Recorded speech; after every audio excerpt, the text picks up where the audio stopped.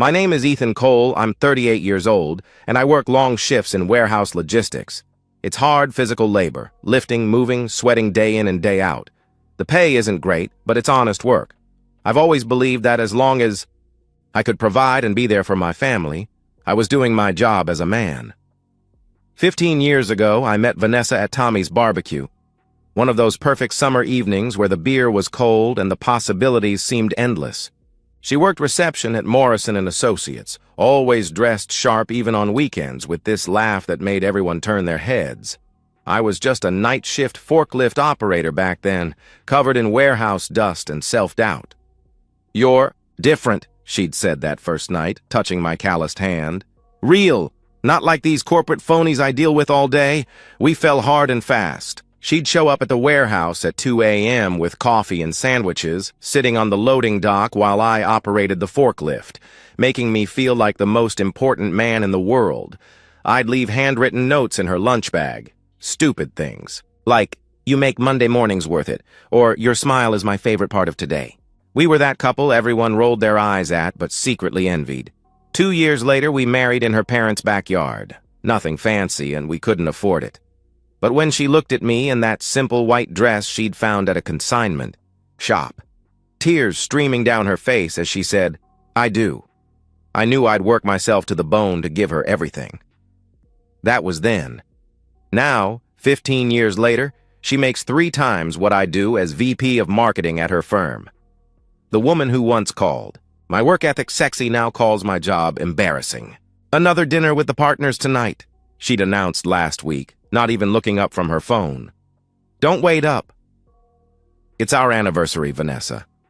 "I made reservations at Giuseppe's," I reminded her. She'd finally looked at me then, irritation flickering across her face. "Oh, right. Can we reschedule?" she asked dismissively. "This client meeting is crucial." I sat alone at Giuseppe's that night, watching the candle burn down to nothing while other couples laughed and touched hands across their tables. The waiter kept refilling my water, avoiding eye contact. When I finally left, I saw my reflection. In the window, a tired man in his best shirt, holding a bouquet of wilting roses. She came home at 2 a.m., shoes in hand, humming. Actually humming. "How was the meeting?" I asked from the darkness of our bedroom. "Productive," she said, and I could hear the smile in her voice. Not tired, not apologetic. Happy. Over the next weeks, the changes became impossible to ignore. New lingerie appeared in her drawer. La Perla, the tags said.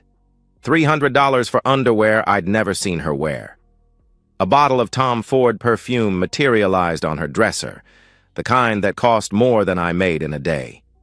Her phone became a constant companion, always face down, always on silent.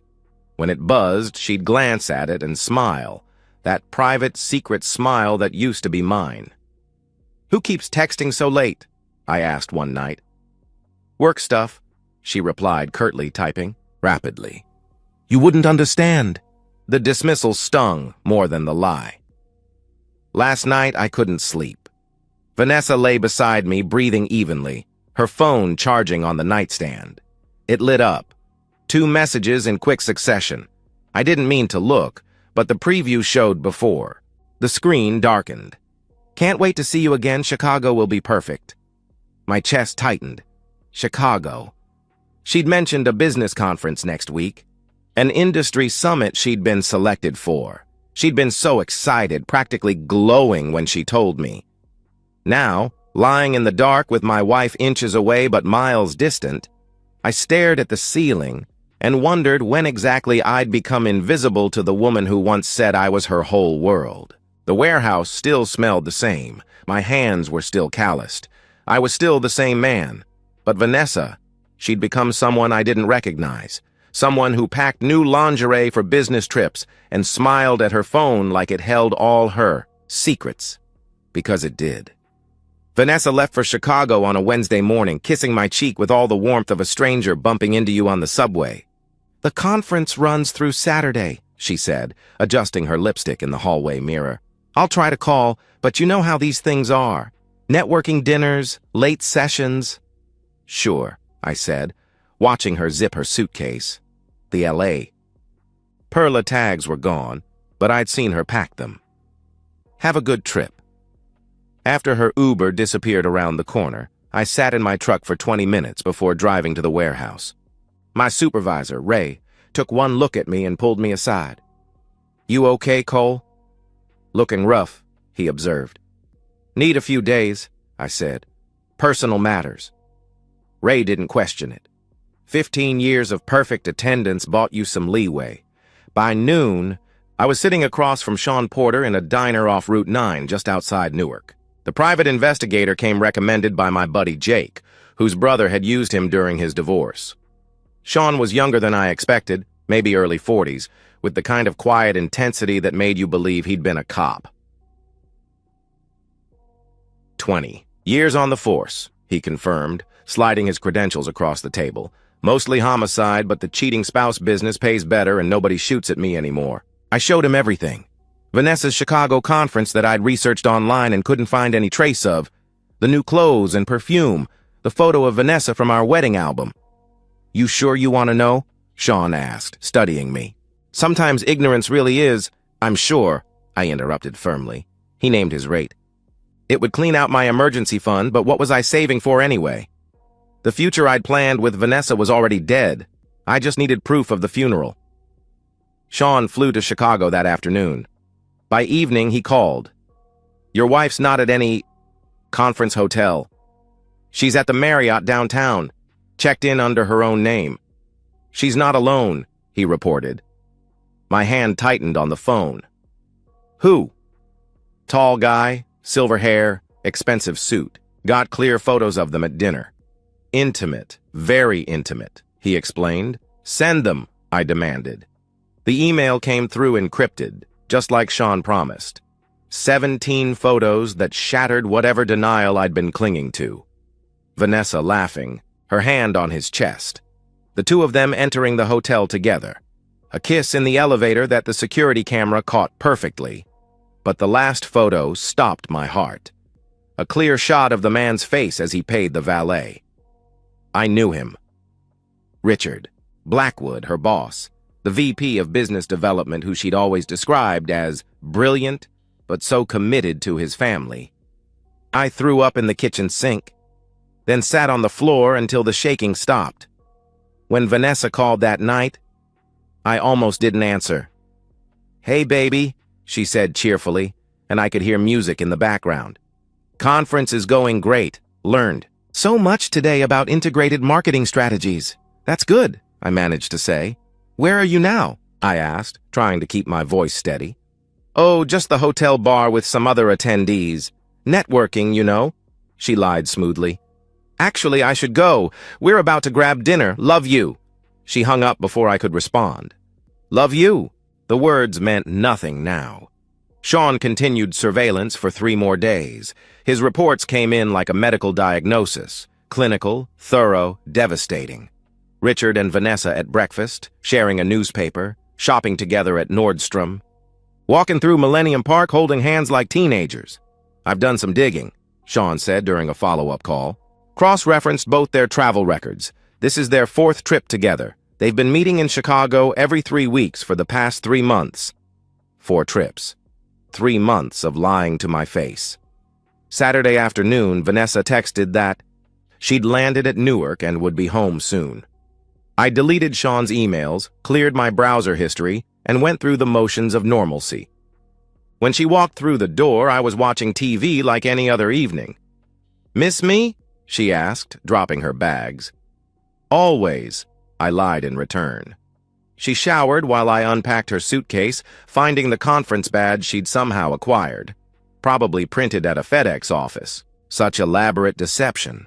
Such careful planning. That night, she told me stories about presentations that never happened, colleagues she never met, dinners she hadn't attended. The ease of her lies was almost artistic. If I hadn't seen the photos, I would have believed every word. Richard was there too, she mentioned casually. His wife must hate how much he travels. I studied her face. Nothing. No tell, no guilt, no hesitation. Yeah, I agreed. She must. After she fell asleep, I sat in the garage with Sean's final report. Richard Blackwood, married 18 years to Claire. 2 daughters, Emma and Sophie. House in Westchester. The LinkedIn family photo showed a beautiful woman with kind eyes and 2 teenage girls with their father's smile. My phone screen glowed in the darkness as I stared at Claire Blackwood's profile. Pediatric nurse at Mount Sinai. Mother. Wife of a cheating bastard who was f***ing my wife. She deserved to know. We both did. I rewrote the LinkedIn message 9 times before sending it. Mrs. Blackwood, I believe we need to talk about our spouse's recent business trips together. I have evidence you should see. Ethan Cole 3. Hours later, she responded, tomorrow, 2 p.m., Gramercy Coffee on 42nd. I'll be wearing a blue scarf. I called in sick again and drove into Manhattan, arriving 30 minutes early. The coffee shop was one of those quiet places professionals used for difficult conversations. Muted colors, soft jazz, tables spaced for privacy. Claire Blackwood walked in exactly at 2 p.m., and I understood immediately why Richard was an idiot. She moved with the quiet confidence of someone who'd seen enough of life's harsh realities to stop being surprised by them. The blue scarf was silk, probably a gift from the husband she still trusted. Mr. Cole, she said, sitting across from me. Her voice was steady, but her hands trembled slightly as she removed her gloves. I have 30 minutes before I need to be back at the hospital. I pushed the manila envelope across the table. I'm sorry. She opened it slowly, like a radiologist reviewing fatal scans. Each photo seemed to age her a year.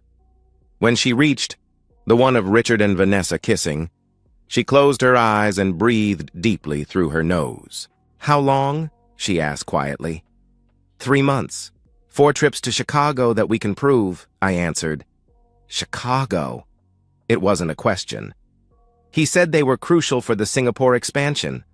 There is no Singapore expansion, I told her. Claire laughed. A sharp, bitter sound. Of course there isn't. God, I'm an idiot, she said, shaking her head. Emma's soccer championship 3 weeks ago. He missed it for Chicago. For her. She gestured at Vanessa's photo. She cried in the car afterward, asked if Daddy loved his job more than her. You're not an idiot. We trusted them, I reassured her. She studied me then, really looked at me for the first time. You're the warehouse worker Vanessa complains about. The words stung, but I kept my face neutral. She complains? Richard mentioned it. Said Vanessa felt held back by her husband's lack of ambition, Claire explained, then her expression softened. For what it's worth, he made you sound like a good man, just not good enough for her tastes. Apparently not, I replied dryly. We sat in silence while Claire flipped through the photos again, her analytical mind processing the evidence. I've been covering extra shifts to pay for Emma and Sophie's college tuition while he burns through our savings on hotels, she said quietly. I pulled our credit card statements this morning. $17,000 in the last 3 months. Hotels, restaurants, gifts. Jesus, I breathed. The Marriott alone is $400 a night. 4 trips, 3 nights each. She did the math quickly. That's just the hotel, not counting flights, meals, shopping. They weren't just cheating, they were stealing from their families to fund it. What do you want to do? I asked. Claire's eyes hardened. I want to destroy them. Professionally? Personally, completely, but I need to protect my girls first. Sean, my investigator, he can document everything. Build a case that ensures you get everything in the divorce, I suggested. It's not about money, Mr. Cole. It's about justice. She pulled out her phone, showing me Richard's calendar. He has another Chicago trip in 2 weeks, 3 days, supposedly for the Singapore expansion. Vanessa mentioned a follow-up conference, I confirmed. We looked at each other, understanding passing between us like a secret handshake. We could confront them there, Claire said thoughtfully. Together, with witnesses, evidence, everything, documented. That's exactly what I was thinking, I agreed. Over the next hour, Claire revealed details that completed the picture. Richard had been distant for months, claiming work stress. He'd joined a gym, bought new suits, started using cologne she'd never smelled before. Classic midlife crisis markers she'd ignored because she trusted him. 20 years of marriage, she said. I gave up my career advancement to raise our daughters while he climbed the corporate ladder. Moved 3 times for his job.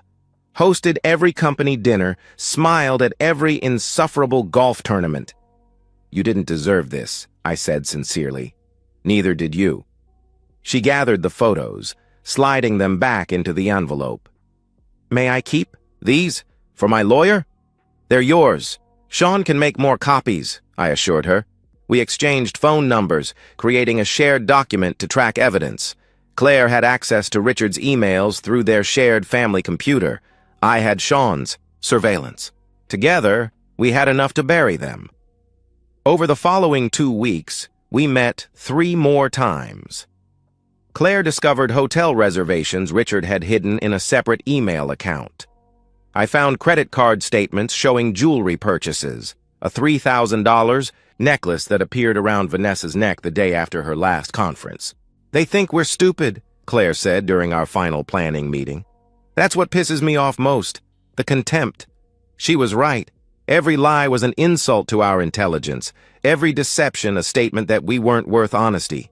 We both consulted divorce lawyers quietly.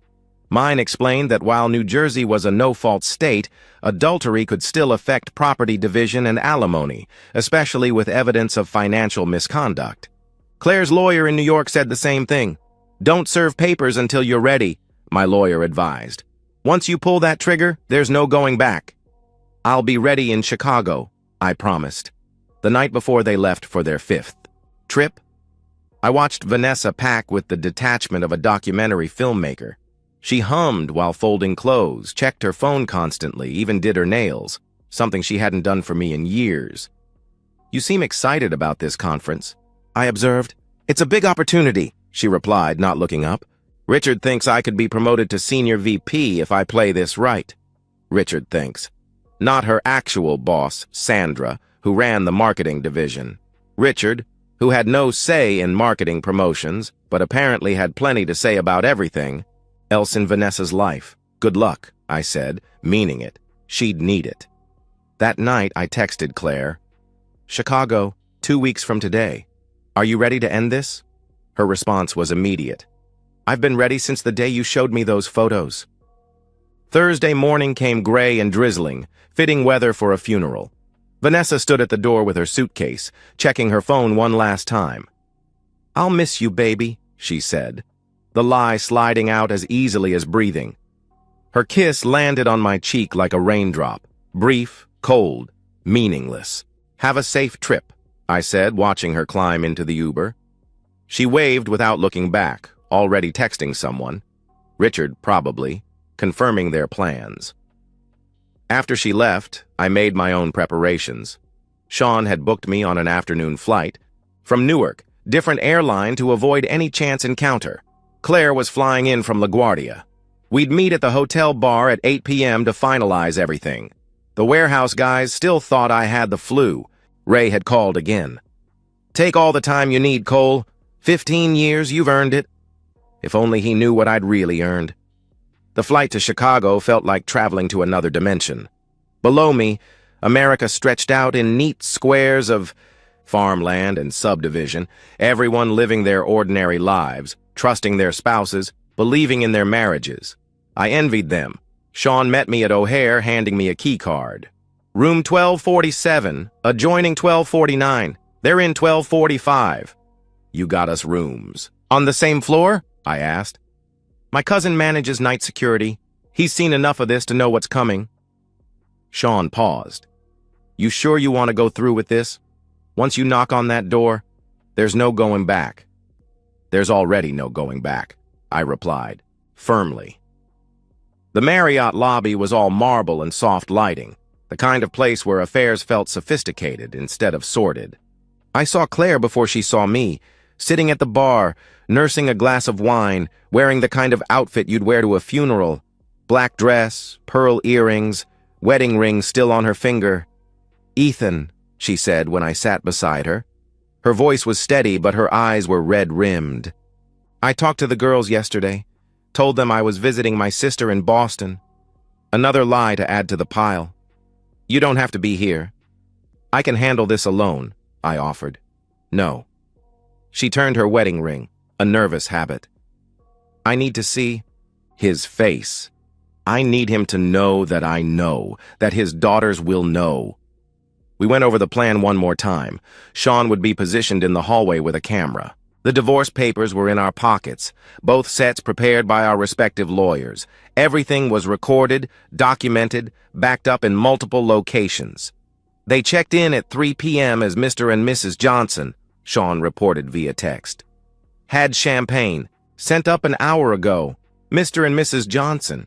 They were playing house while their actual houses burned down around them. At 11 p.m., Claire and I stood outside room 1245. We could hear music, jazz, the kind Vanessa used to say was pretentious. We could hear laughter, the clink of glasses, the sound of my wife being happy with another man. Claire raised her hand to knock, then stopped. I loved him, she whispered. Despite everything, I still love who he used to be. I know, I said, because I did. The Vanessa in that room wasn't the girl who'd brought me coffee at 2 a.m. That girl was dead, had been for longer than I'd wanted to admit. Claire knocked. 3 sharp raps, all business, room service, she called out, her voice artificially bright. Footsteps approached. The door opened, and there was Richard Blackwood in a hotel bathrobe that probably cost more than I made in a day. His face went through a symphony of emotions. Confusion, recognition, terror. In the span of 2 seconds. Claire, what are you? He started to ask. I pushed past him before he could finish. The room was exactly what I'd expected. Dim lighting, empty champagne bottle, clothes scattered on the floor like breadcrumbs leading to disaster. Vanessa was on the bed in black lingerie I'd never seen, her hair tousled, lips swollen from kissing. When she saw me, every muscle in her body locked. Ethan, what are you doing here? How did you... She began frantically. She stopped when Claire entered behind me, understanding crashing over her face like a bucket of ice water. Hello, Vanessa, Claire said with deadly calm. Nice lingerie. Did my husband buy that with our daughter's college fund? Richard tried to regain control, his executive training kicking in. Now let's all calm down and discuss this rationally. The sound of Claire's palm connecting with his face was like a gunshot in the quiet room. Richard staggered back, hand to his cheek. $60,000 MBA worthless in the face of his wife's rage. Rationally? Claire's voice could have frozen helium. Like how you rationally spent $17,000 of our money on this affair while I worked double shifts to cover Emma's therapy? She has anxiety, Richard. Started when her father began missing everything important in her life. Vanessa grabbed a robe, trying to cover herself, trying to find dignity in indignity. Ethan, please. Let's talk about this privately. Privately? I laughed, surprising myself with how steady I sounded. Like all those private conferences? Those private late-night meetings? Those private texts you've been sending while lying next to me? I pulled out the divorce papers, throwing them on the bed beside her. Sign them.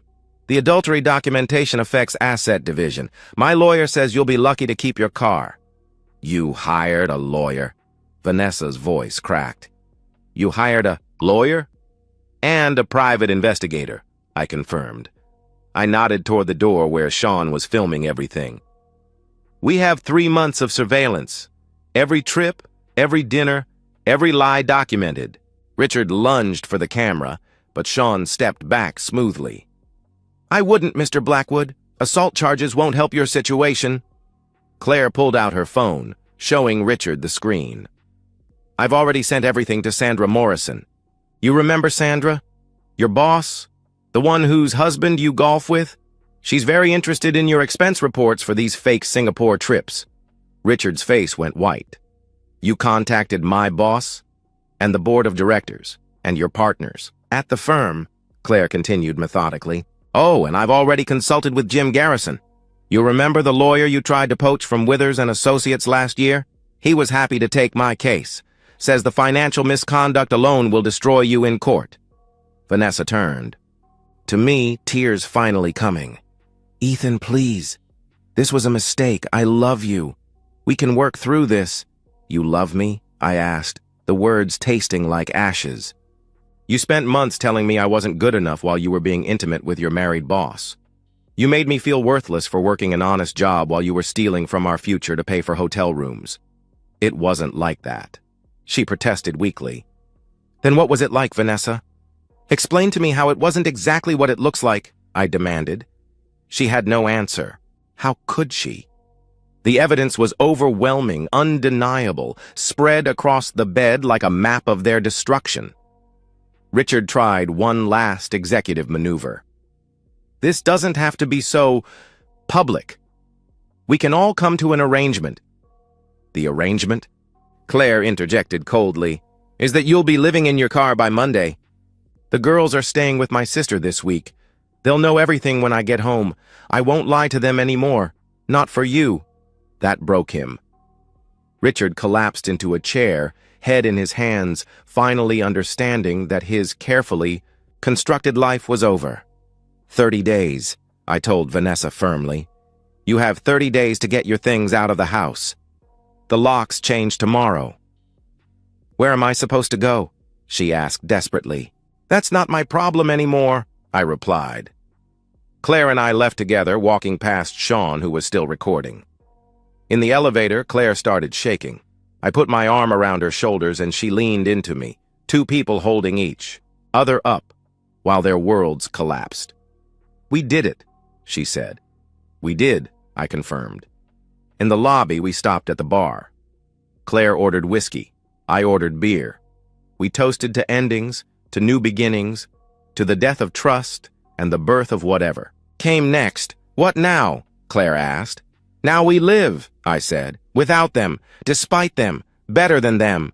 She smiled, the first real smile I'd seen from her. I've already applied for the nursing director position. Been putting it off for years because Richard said his career was more important. Ray wants me to take the supervisor training certification. Vanessa always said management in a warehouse was like being captain of a sinking ship, I shared. You're going to do it? She asked. Already submitted the application, I confirmed. We finished our drinks in comfortable silence, 2 strangers bonded by shared devastation. When we parted ways, Claire hugged me. Thank you, she said, for telling me, for being here, for everything. Saved each other, I replied. As my cab pulled away from the hotel, I looked back one last time. Somewhere up there, Richard and Vanessa were facing the wreckage of their choices. Tomorrow, the real consequences would begin. Lost jobs, divorce, proceedings, social humiliation. But tonight I was free. The man Vanessa thought was worthless had orchestrated her complete destruction with the patience and precision she'd mocked in my warehouse work. Sometimes the best revenge really is success. And sometimes success looks like walking away from a burning building you had the strength to set on fire. 2 months later. The warehouse morning shift starts at 6 a.m., but I arrive at 5:30 now. The supervisor's office has a coffee maker and a window facing east. I watch the sunrise while reviewing schedules, a simple pleasure I never thought I'd appreciate. Morning, boss? Ray says, sticking his head in. Still weird calling you that? Still weird hearing it, I admit. The promotion came through 3 weeks ago. 20% raise, better benefits, and most importantly, respect from men who'd worked beside me for 15 years. Vanessa would have hated that I took it, would have called it settling for mediocrity.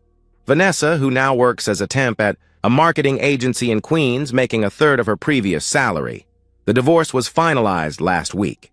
New Jersey's equitable distribution laws, combined with the documented adultery and her draining of our joint savings for the affair, left her with very little. The house was mine.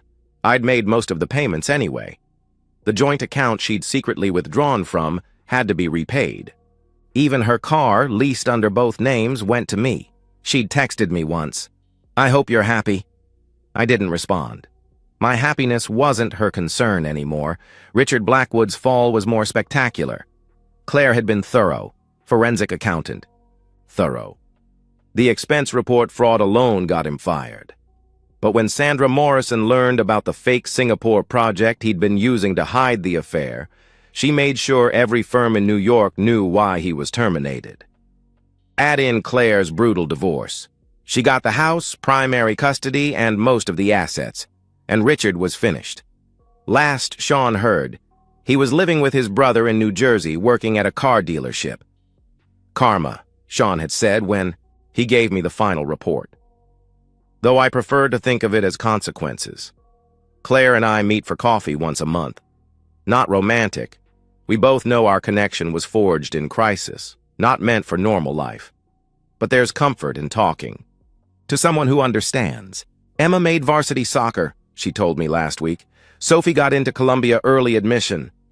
That's amazing, I responded. They're doing better. We all are, she reflected, stirring her coffee, still wearing her wedding ring on her right hand. Now. The nursing director position starts next month. $40,000 more than I was making. You deserve it, I said sincerely. We both deserved better than we got, she replied. But maybe we needed to go through hell to appreciate heaven. At lunch, I sit in the warehouse break room with my crew. They still tell the same jokes, complain about the same things, but now, they look to me for solutions. I'm good at it. The logistics, the planning, the patience to see complex problems through to resolution. Skills that Vanessa never valued, but that saved me in the end. My phone buzzes, a text from my sister. Dinner. Sunday, Julie's making her famous lasagna. I'll be there. I type back. Life has gotten smaller but somehow fuller. Sunday dinners with family. Poker nights with the guys. Morning runs through the neighborhood where I wave to people who know my name, not my drama. The simplicity Vanessa called boring now feels like peace. Sometimes I drive past our old favorite restaurant, the Italian place where we'd celebrated promotions, birthdays, anniversaries before they became burdens. It's closed now, replaced by a trendy fusion place neither of us would have liked. Fitting, somehow. The investigator's final bill sits in my desk drawer, stamped, paid in full. $3,700 to destroy 2 lives and save 2 others. Money well spent, though I'll never need his services again. Trust, once broken, that completely doesn't grow back. It's replaced by something else, not cynicism exactly, but a clear-eyed understanding of what people are capable of.